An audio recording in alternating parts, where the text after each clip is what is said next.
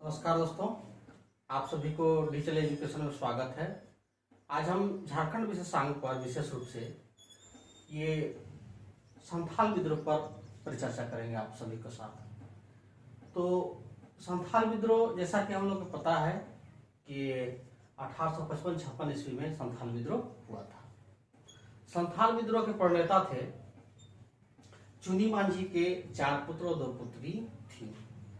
चुनी मांझी के पुत्र सिद्धू मुर्मू, कान्हू मुर्मू, चांद मुर्मू, भैरव मुर्मू, फूलो मुर्मू, झानो मुर्मू, ये प्रमुख रूप से ये संथाल विद्रोह के प्रणेता थे। संथाल विद्रोह एकाएक नहीं उपजा था। जैसा कि हम लोग जानते हैं कि संथाल परगना में जो संथाली थे वो एकाएक यहाँ के निवासी नहीं थे, क्योंकि 1790 ईस्वी तक संथाल परगना के निवासी नहीं थे। जब अलग अलग क्षेत्रों में इनके ऊपर शोषण होने लगा, तब इन्होंने एकाएक संथाल परगना में 1815 से लेकर 30 ईस्वी के बीच में सर्वाधिक संख्या में संथाल परगना में निवास किए। जब ये संथाल परगना में निवास हुए, अपना ये जंगल जमीन से यहाँ पर जुड़ गए।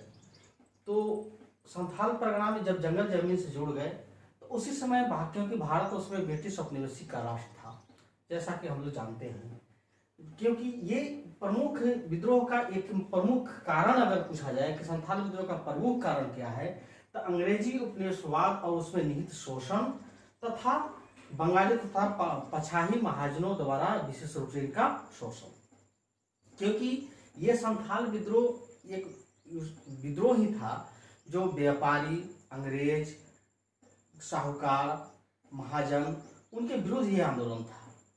जैसा कि जब ये संथालों पर बहुत रूप से इनका जंगल जमीन से अलगाव लोग कर रहे थे, उनको अलग कर रहे थे, तब इनमें एक विद्रोह करने की मनोभावना उत्पन्न हुई।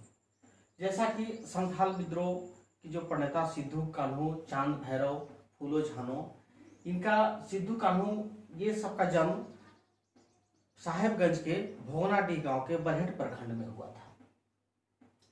तो क्योंकि वहां से ही ये जब विद्रोह का शुरुआत भी होता है, जब ये संथालों में बहुत उनके ऊपर शोषण अत्याचार भयावह स्थिति में हुआ था। जैसा कि उस समय रेल परिचालन के कार्य हो रहा था। रेल परिचालन के कार्य भागलपुर से वर्धमान के बीच में हो रहा था, भागलपुर से वर्धमान के बीच बिछाने का। उसमें क्या हुआ कि संथालों के बेगारी किया जाता था। बेगारी नहीं करने पर उनको शारीरिक दंड भी दी जाती थी, यहाँ तक कि महिलाओं का शारीरिक शोषण भी किया जाता था। ये एक विद्रोह का भी कारण हुआ। लेकिन इसके पहले भी जो छोटे एक दिघी थाना है, दिघी थाने में एक मामूली चोरी के आरोप में विजय मांझी को दिघी थाना में ले जाकर महेश लाल दत्त एक दारोगा थे, उनको बहुत पिटा। उनके पिटाई से उनकी मृत्यु हो गई विजय मांझी का। इस पर एक जब विद्रोही संथाल विद्रोही में एक ज्वाला फूटी तो महेश लाल की हत्या कर दी गई।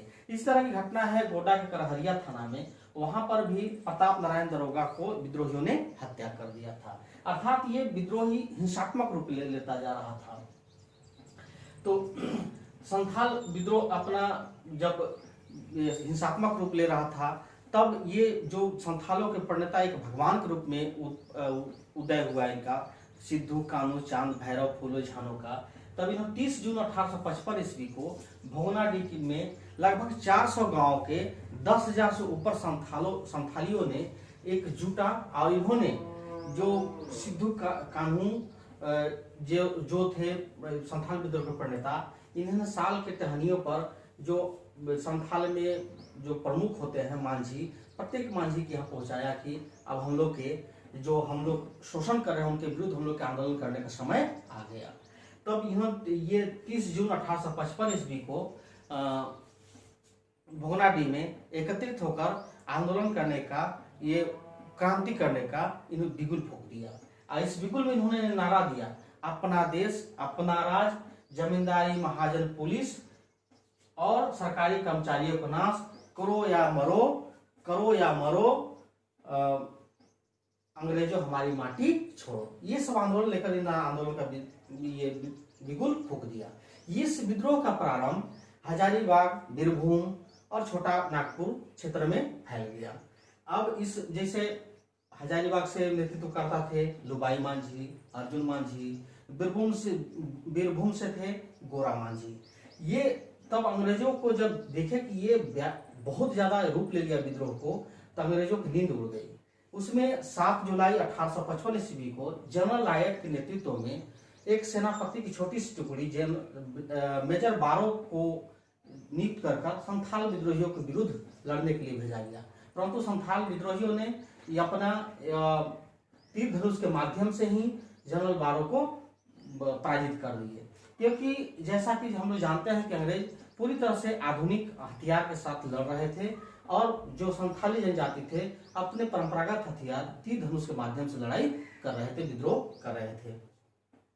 ये इस क्षेत्र को 1824 ईस्वी में दामिनो के कोह क्षेत्र के रूप में घोषित कर दिया।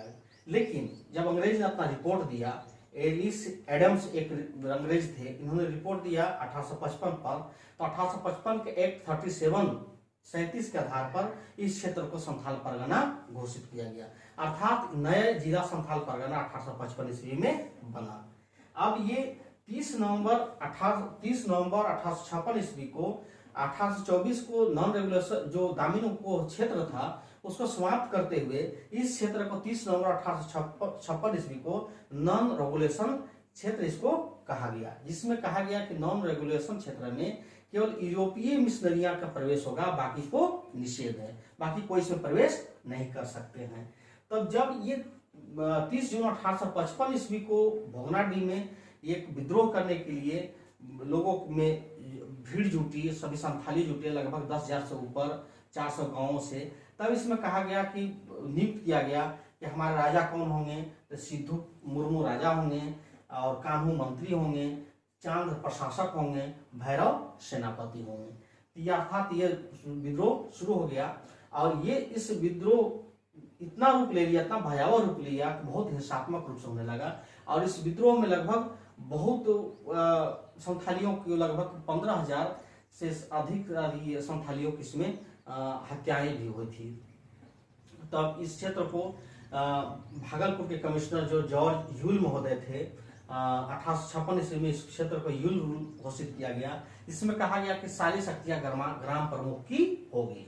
अब इस विद्रोह में जब संथाली इतने हो गए तो संथाली विद्रोह बहुत सारे, जिसमें उसमें छोटे छोटे राजा थे, उनसे कुछ सहायता मांग रहे थे, जैसे पाकुड़ की रानी थी क्षेमा सुंदरी, उससे भी इन लोगों ने सहायता मांगे और तीर धनुष इतने भयावता, इतना हिंसात्मक रूप ले लिया, इतना संख्या में लोगों ने विद्रोह कर दिया ताकि अंग्रेजों को बचने के लिए मजबूर होकर पाकुड़ में जो था मार्टिलो टावर का निर्माण करना पड़ा। इसी प्रकार मार्शल लॉ इस क्षेत्र में लागू हो गया। मार्शल लॉ इस क्षेत्र लागू हो गया ताकि मार्शल लॉ में होता है कि किसी को पकड़ा जाए, किसी को ज्यादा पकड़ने का, उस पर प्रलोभन देकर लोग पकड़वाने का अधिकार करें। 13 नवंबर 1855 ईस्वी को इस क्षेत्र को मार्शल लागू घोषित कर दिया गया। इसमें सिद्धू, कान्हू, चांद, भैरव को पकड़वाने पर 10,000 का इनाम घोषित किया गया। सिद्धू को पकड़ लिया गया, ऊपर बंदा से गिरफ्तार किया गया और 5 दिसंबर 1855 ईस्वी को भागलपुर न्यायालय में इनका सुनवाई हुई और पंचकठिया जो साहेबगंज में ही है, बरगद के पेड़ पर इनको फांसी दे दी गई। इसी तरह कान्हू को 23 फरवरी 1856 ईस्वी को पकड़ लिया गया। इनको भोगनाडीह के ठाकुरबाड़ी परिसर में इनको फांसी दे दी गई।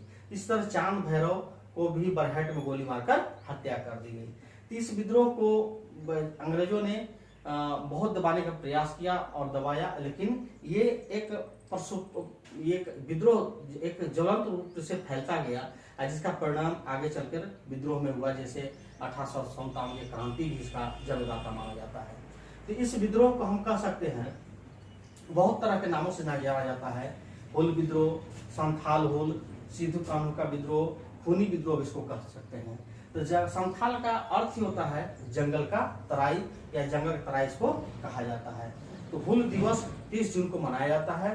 हुल का अर्थ होता है जन क्रांति और इस पर बहुत सारे जो इतिहासकार हैं बहुत बातें बोले हैं, जैसे कार्ल मार्क्स ने अपने पुस्तक में कहा है दास कैपिटल एवं नोट्स ऑन इंडियन हिस्ट्री में कहा है कि भारत के प्रथम जन क्रांति के रूप में इसे कहा गया है। इस तरह LSSO मूले महोदय ने इस विद्रोह को मुठभेड़ कहा गया है। तो झारखंड में संथाल विद्रोह एक प्रमुख विद्रोह है। धन्यवाद। धन्यवाद मित्रों। आशा करता हूँ कि आप लोग के अच्छा लगे।